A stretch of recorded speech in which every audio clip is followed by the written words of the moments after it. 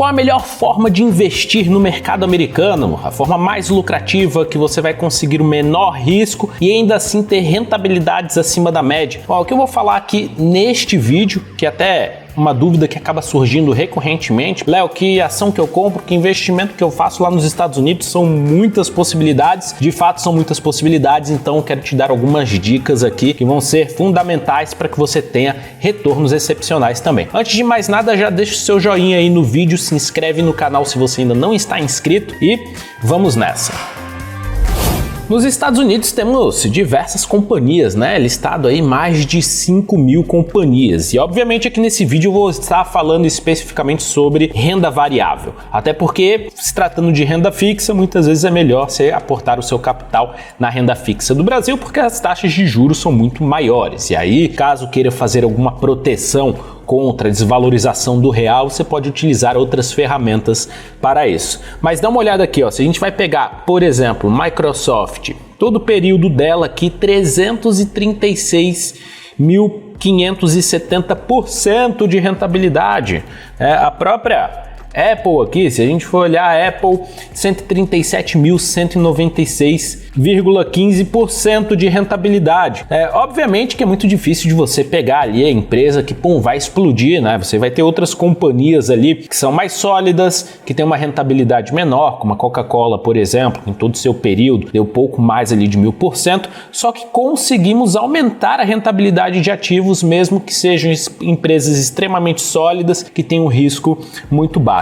Primeiro, eu acho que o ponto fundamental é pensarmos em qual tipo de companhia olhar no mercado americano. A gente tem esse estudo aqui que soltaram, né? E pegando um estudo ali de 1972 até 2017, que mostrava uma condição aqui muito interessante em cima das ações. Eles foram estudar quais ações que tinham valorizado mais, quais ações que tinham menor risco, e a gente vê aqui algumas condições interessantes. Por exemplo, nos Estados Unidos, se a gente for pegar o que teve maior retorno durante todo esse período, foram empresas que têm dividendos crescentes. Então, uma classificação de companhias lá, que são Dividend Growth Stocks, né? Empresas que crescem seus dividendos há anos consecutivos. Você pega a 3M, por exemplo, há 64 anos, ano após ano, paga cada vez mais dividendos. E essas empresas mostram maior retorno ao longo do tempo, com menor risco. E aí depois segue as empresas que são somente pagadoras de dividendos. Depois a gente tem aqui empresas que têm um peso parecido aí com o índice S&P 500. Mas bom, quando vamos pegar aí algumas empresas, inclusive dessas Dividend Growth Stocks, né, que compõem aqui essa classificação das empresas de crescimento de dividendos, a gente tem até um índice lá nos Estados Unidos, que é Dividend Aristocrats, que ele pega empresas do S&P 500 que estão há mais de 25 anos com os dividendos crescentes. Mas ainda assim, quando vamos pegar essas empresas, há 3 pontos fundamentais que devemos analisar aqui nesses ativos. Primeiro, performance. Então, performance é fundamental. Léo, o que você quer dizer com performance? Primeiro, a empresa tem que ter um lucro líquido preferencialmente crescente, tá? Tem que ter consistente, então tem que ser presente aí pelo menos nos últimos 10 anos e preferencialmente crescente. E aí depois vamos olhar a eficiência da empresa. Se a empresa tem boa margem de lucro líquido, por quê? Se a empresa tem boa margem de lucro líquido, ela é uma excelente geradora de caixa que demanda provavelmente pouca alavancagem, pouca tomada de dívidas para poder girar ali a sua operação. O ROIC, que é o retorno sobre o capital que a empresa investiu, também é uma forma de analisar essa eficiência quando vamos analisar a performance do ativo. O ROI, que é o retorno sobre o patrimônio líquido, também muito importante. Tanto o ROIC quanto o ROI é interessante que seja acima da taxa de juros ali americano, acima da inflação, pelo menos. Só que não basta só olhar performance. Às vezes você pega ali empresas que têm uma performance fenomenal e aí daqui a pouco, do dia para a noite, a empresa entra numa situação complicada e quebra. Então, precisamos analisar também qual que é o risco da companhia. E quando olhamos para o risco da companhia, eu gosto de pegar algumas componentes que são importantes. Primeiro, ver o quanto a empresa gera de caixa, que pode ser medido pelo EBITDA.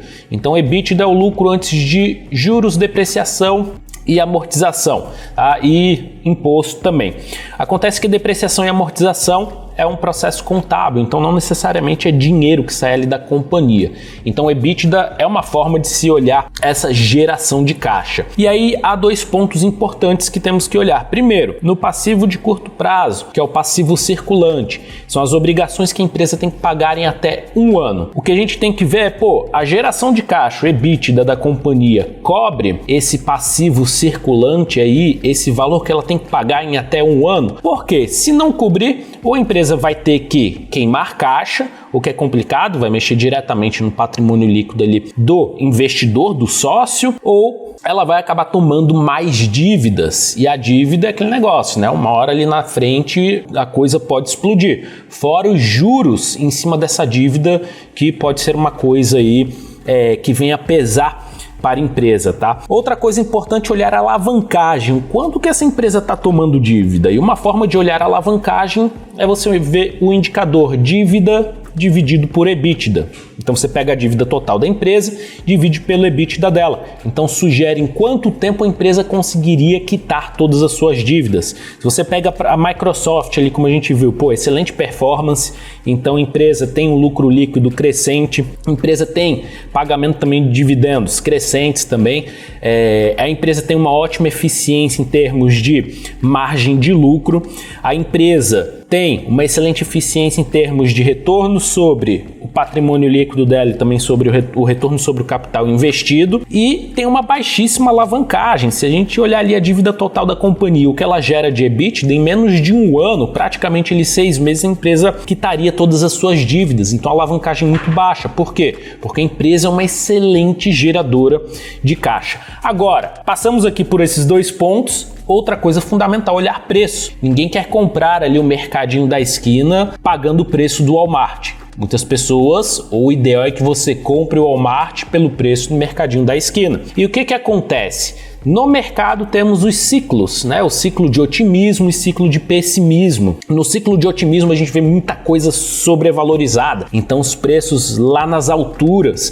e a gente vê ali às vezes muita coisa que não faz sentido. Se pega as ações ali da Nvidia, por exemplo, por causa do hype da inteligência artificial, beleza, que a empresa dobrou seu lucro líquido de um ano para o outro, mas pelo preço que ela tá, o retorno que o investidor tem sobre aquele lucro por ação é muito baixo. A empresa teria que multiplicar por 10 ou 20 o seu lucro líquido. Então o preço fica fora de cogitação, fica num valor ali que não tem justificativa. E da mesma forma você tem um ciclo de pessimismo. Então pega ali a crise dos bancos regionais nos Estados Unidos. O que aconteceu? As pessoas ficaram com medo de banco. Começou a vender banco, independente se era regional ou não. E isso acabou até impactando aqui no Brasil. Então os indicadores de valuation foram lá para o chão, o que abriu uma possibilidade enorme para fazer essas aquisições, essas compras de excelentes empresas por bons preços. Então é importante acompanhar esse ciclo. Como é que a gente acompanha esse ciclo dentro da companhia, Léo? Você tem que olhar aí dois indicadores, basicamente o preço por lucro, que é uma medida aí de valuation, e olhar o histórico, ver se ela está no nível alto ou no nível baixo. Ele vai te dar muito essa ideia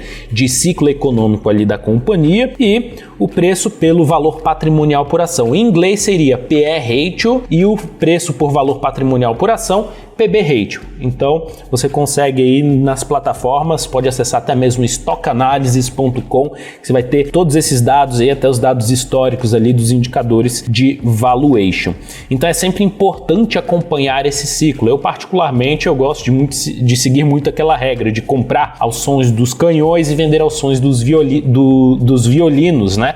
Então quando o mercado está exacerbadamente elevado ali, você tem ativos que estão valorizando 300, 400%, pode fazer sentido muitas vezes você começar a liquidar uma parte dos seus ativos. Agora, como é que a gente pode fazer para melhorar esse preço aqui? E aí que entra a dica especial e que poucas pessoas usam, tá? Poucas pessoas que estão investindo no Brasil usam, poucas pessoas que estão no mercado americano usam também, e o brasileiro principalmente tem pouco conhecimento dessa ferramenta. Então, enquanto os grandes investidores a utilizam para ter rentabilidades exorbitantes. Então, como é que o cara comprou ali a Coca-Cola e teve uma baita de uma rentabilidade, se o ativo tem um baixo risco, uma baixa volatilidade, valoriza devagarzinho, basicamente porque ele usou o mercado de opções. Então o que você consegue fazer com o mercado de opções? Se você tem um ativo, você consegue fazer esse ativo gerar renda, ou até mesmo gerar renda com esse ativo antes mesmo de ter que comprar essa ação, tá? Isso daqui é um exemplo, ó, da Ford. O que aconteceu com a Ford? Em 2022 eu tive que comprar as ações por $16